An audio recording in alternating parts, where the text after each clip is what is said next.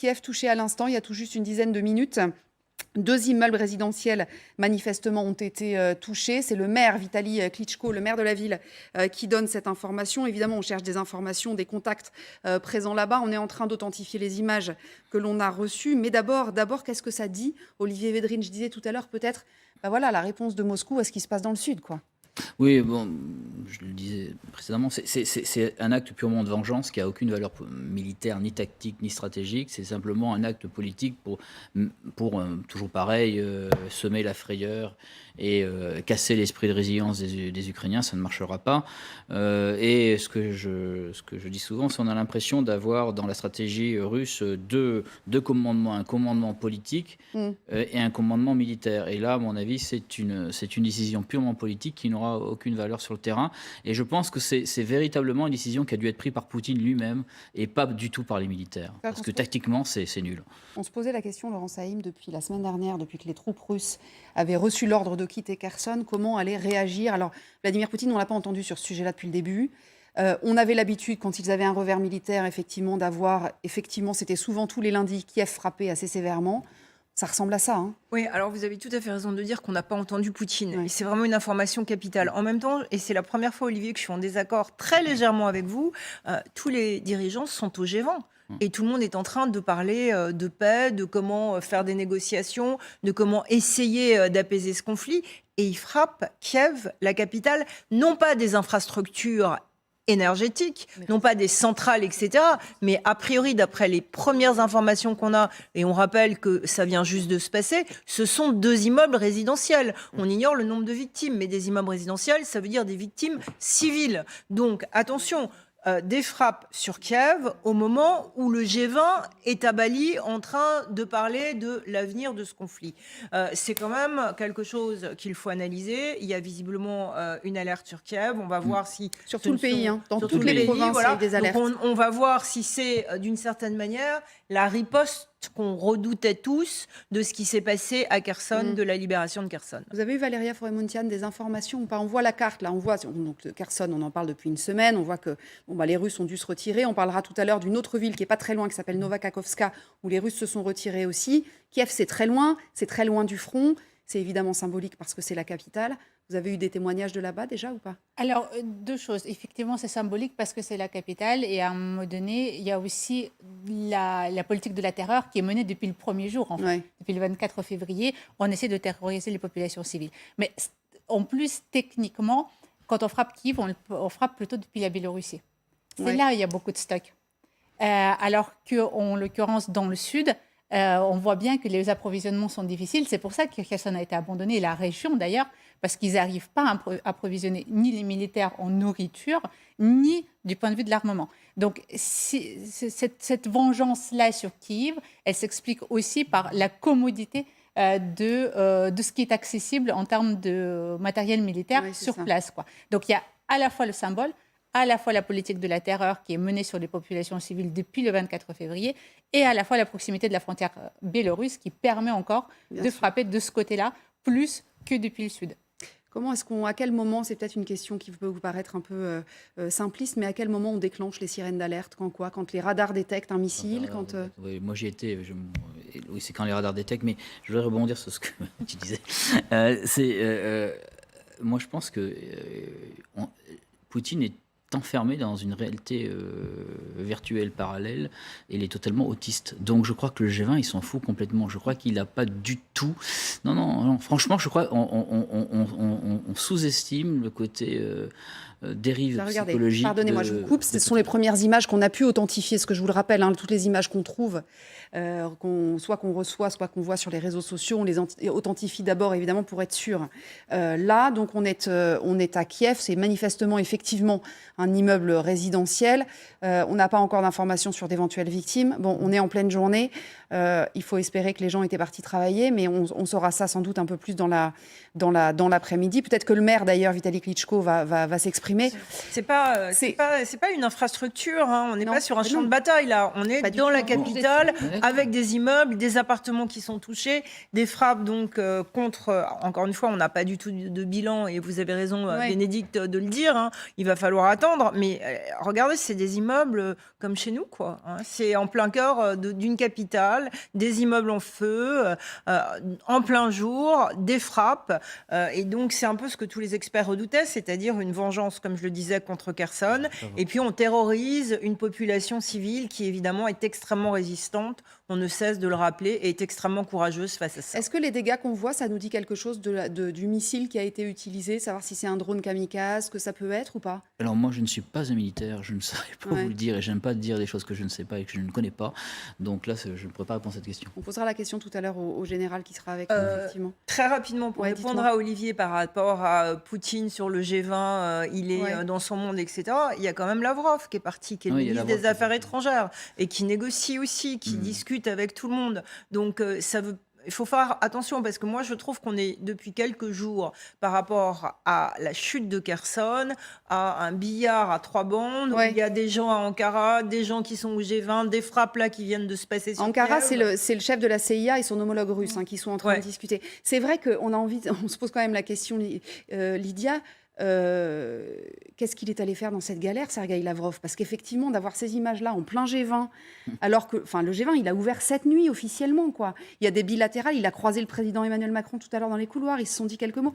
Enfin, c'est vrai que c'est quand même, effectivement, comme le disait Olivier, on a l'impression d'être face à deux réalités complètement parallèles. Mais il ne peut pas, et la Russie ne peut pas être totalement isolée. Ils doivent poursuivre aussi les discussions et faire partie de toutes les instances internationales qui, même si, à mon avis, le G20 aura un impact assez limité parce que c'est un forum économique, c'est quand même une instance où il peut y avoir du dialogue, des discussions. On l'a vu, l'échange très rapide dans le couloir avec Emmanuel Macron, d'autres échanges. Donc, ça peut permettre de faire évoluer les positions. Mais je pense que les frappes à Kiev font suite à Kherson et à cette victoire assez triomphante finalement de l'Ukraine sur la Russie. Et sans doute, il fallait envoyer un message, Poutine, de détermination à poursuivre cette guerre au moment où, au G20, on parle effectivement de paix, on parle potentiellement d'aller renégocier, même si Lavrov a dit que les conditions étaient Ouais, ça, on y irréalistes. reviendra. Le bras de fer On se y poursuit. reviendra effectivement au cours de cette émission. Effectivement, il a mis 10 points, le président Zelensky, que Lavrov lui a renvoyé comme un boomerang. Je voudrais juste qu'on reste un peu sur cette actualité de Kiev, parce que c'est vrai que ça faisait longtemps, si j'ose dire, qu'on n'avait pas parlé de sirènes d'alarme qui retentissent à Kiev. Je ne sais pas si c'est le cas quotidiennement ou pas. N'empêche que, ben voilà, on se retrouve encore une fois avec, comme vous le disiez très bien, c'est des quartiers résidentiels manifestement qui ont été touchés. Mais- Donc bon. Ce qui est intéressant, c'est qu'on est aussi dans une guerre de communication et qu'on voit les images absolument émouvantes de ces Oui, Ukrainiens vous avez qui raison. libèrent Kherson, etc. Mais on ne voit pas les images des 4 millions de gens à Kiev qui sont privés d'électricité. Il y a eu des coupures massives d'électricité, d'eau dans la ville. Alors, encore une fois, les Ukrainiens réparent extrêmement vite, ils le font savoir, mais c'est quand même la guerre. Et ces images, elle nous rappelle que là, c'est pas la paix. Il y a 2 immeubles qui viennent d'être bombardés à Kiev. Donc, par qui on va savoir? Moi, ce que je voudrais comprendre aussi, c'est est-ce que ça pourrait être un acte isolé? C'est-à-dire, Poutine n'est pas au courant parce que c'est quand même symbolique de faire ça. Ou est-ce que c'est un ordre qui a été donné de bombarder des immeubles civils au moment où, comme Bénédicte le rappelait, le G20 démarre? Ça peut être aussi la réponse du berger à la bergère, puisque vous parliez de guerre de l'image. Bon, on a vu toutes ces images de liesses, de drapeaux russes enlevés, etc., même d'un Russe arrêté à Kherson, on vous en parlera tout à l'heure. Bon, la réponse, ça, c'est des images qui frappent, évidemment. Vous vouliez rajouter quelque chose, Valéria? Peut-être que le message à retenir, c'est aussi la détermination de Poutine, malgré Bien sûr. le G20, malgré Oui, mais ce qu'on ne Kherson. comprend pas, Valéria, c'est que c'est pas la première fois qu'il fait ça. Et il sait bien que ça marche pas, ce que disait Il Olivier est tout peut-être à dans l'heure. une fuite en Les avant, Ukrainiens, Poutine. ils sont... ça les galvanise de plus en plus, ce genre de choses. Le but, encore une fois, c'est de montrer qu'il a encore du matériel, c'est de montrer encore sa force, montrer encore que malgré les pertes sur le terrain, il est capable il est capable de tout. Et quand il agite l'arme nucléaire, c'est aussi ça, hein, c'est de montrer qu'il est capable de tout. Évidemment, j'espère en tout cas que l'information lui arrive, qu'il prend conscience qu'il ne cassera pas le moral des Ukrainiens. C'est pas avec ça qu'il va prendre Kiev. Il n'y aura pas une révolution en Ukraine demain où le peuple va se lever devant Zelensky et lui dire tu signes n'importe quoi pourvu que ça s'arrête. Ouais. Évidemment, ils en ont conscience. Mais en même temps, les messages sont clairs et à la population ukrainienne et aux politiques du monde entier, c'est de dire moi, tout ce qui se passe en dehors de ce que je suis en train de faire, ça ne m'arrête pas par rapport à l'agenda que je me suis fixé. Et à la fois, les populations civiles assez rapidement ont été visées finalement. Et quand on frappe d'ailleurs les points d'énergie ou les points d'eau, c'est aussi la population civile qu'on vise. C'est pas le militaire de base. Lui, il s'en passe de l'électricité. Mais c'est pour ça qu'il reste très dangereux. Et c'est pour ça qu'au-delà de la bataille de Kherson, où on était tous en train de dire c'est une victoire ukrainienne, regardez ce qui se passe, la déroute russe, etc.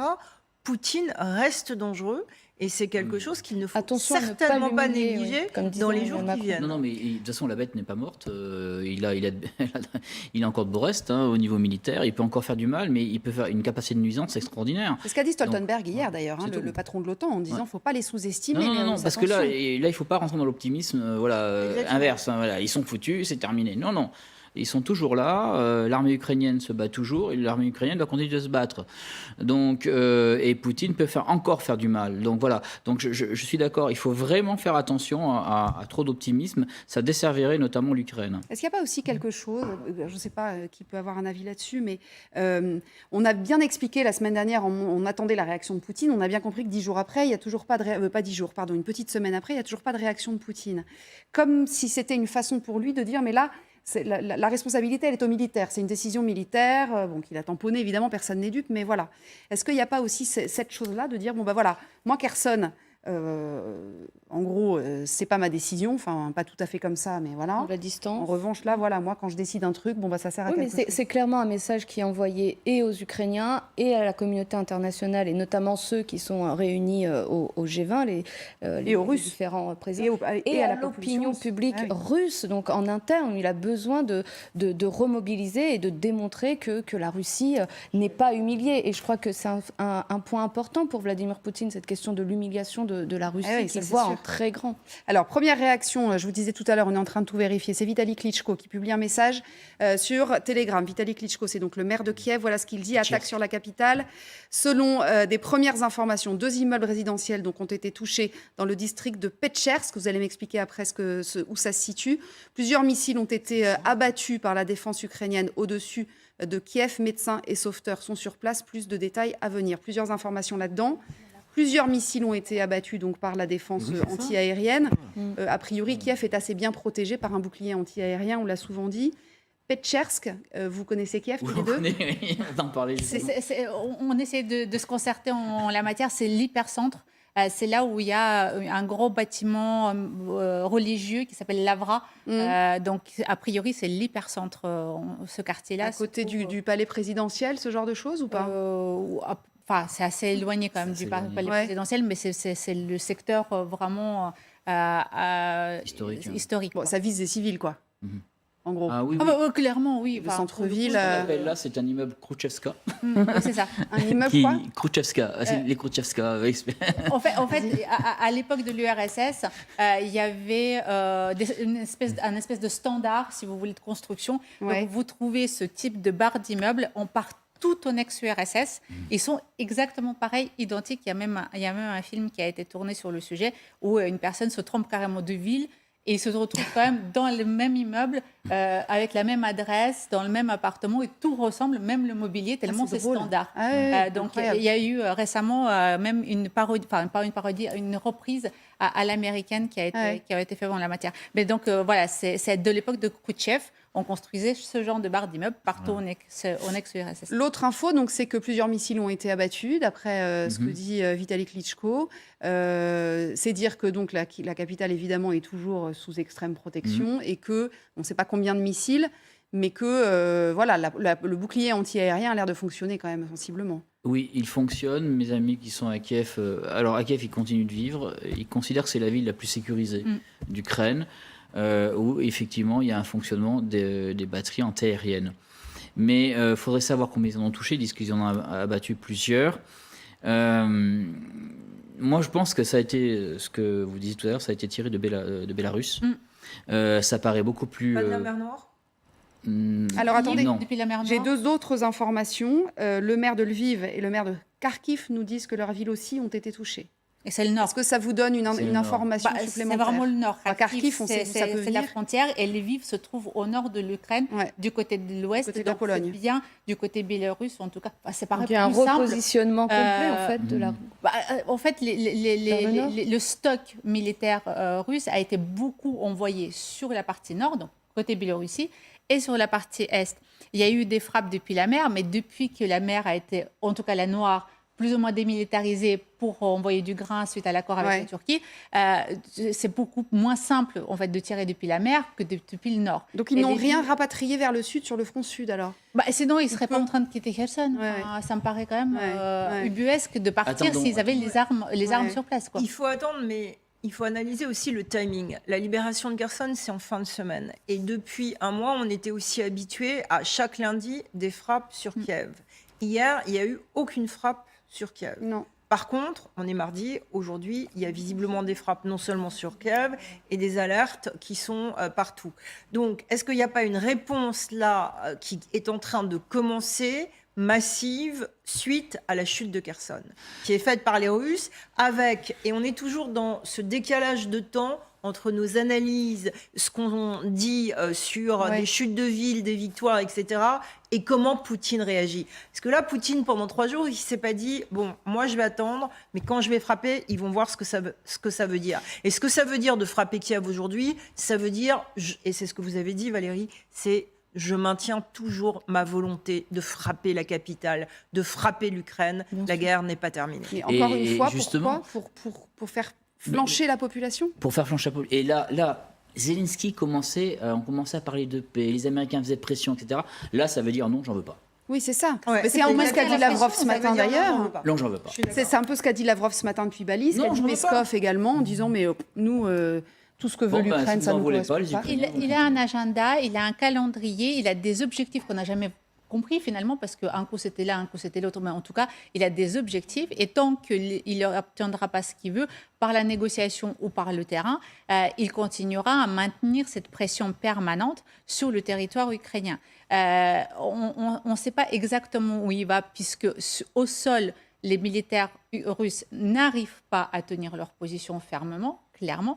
Par contre, en ce qui concerne les airs, il a l'avantage depuis le début. vrai. Et il a un peu de matériel. Maintenant, il en achète en Iran. Donc, il est capable de massacrer par les airs un certain nombre de communes, voire toutes les grandes communes d'Ukraine. Et il le dit systématiquement. Et après, il nous sort les armes tactiques. Enfin, à chaque Il fois a de qu'il y quoi une les défaite- raser? Il a de quoi les raser, ces villes-là? Enfin, Non. les raser, les abîmer sérieusement? Au nucléaire, à part au nucléaire, c'est tout. il a encore ce qu'il faut. il a Les des moyens Iraniens, pour- il y a quand même des informations qui sont sorties sur les drones iraniens qui seraient quand même beaucoup plus nombreux que ce qu'on disait. Ouais. En tout cas, d'après les services de renseignement américains, les Iraniens ont quand même fourni depuis 4 mois pas mal de drones aux Russes. Et puis, alors il y a toujours, et encore une fois, c'est extrêmement difficile de vérifier, mais il y a cette histoire de Corée du Nord qui aurait fourni et vendu à la Russie plusieurs milliers de munitions, d'obus. Encore une fois, c'est invérifiable, Non, c'est invérifiable, ça. de ce point de vue. Mais il y a quand même des pays qui aident la Russie en armement. Oui, non, mais c'est pour ça. Alors, traditionnel. ça peut, voilà, c'est peut-être aussi. On demandera, le général Chovancy va nous rejoindre aussi pour voir d'un point de vue tactique et militaire ce que ça peut faire, même si on a compris qu'il ne ferait pas tomber Kiev comme ça. On va y revenir évidemment dans quelques minutes. On revient après la pub. Il y a d'autres réactions, notamment le conseiller militaire spécial de Volodymyr Zelensky. Le président Zelensky lui-même va peut-être également s'exprimer. Ensuite, tout cela, évidemment. Donc, je vous le rappelle, Kiev, Lviv, Kharkiv, touchés par des frappes. Les sirènes ont retenti partout dans le pays et c'est encore en cours. À tout de suite.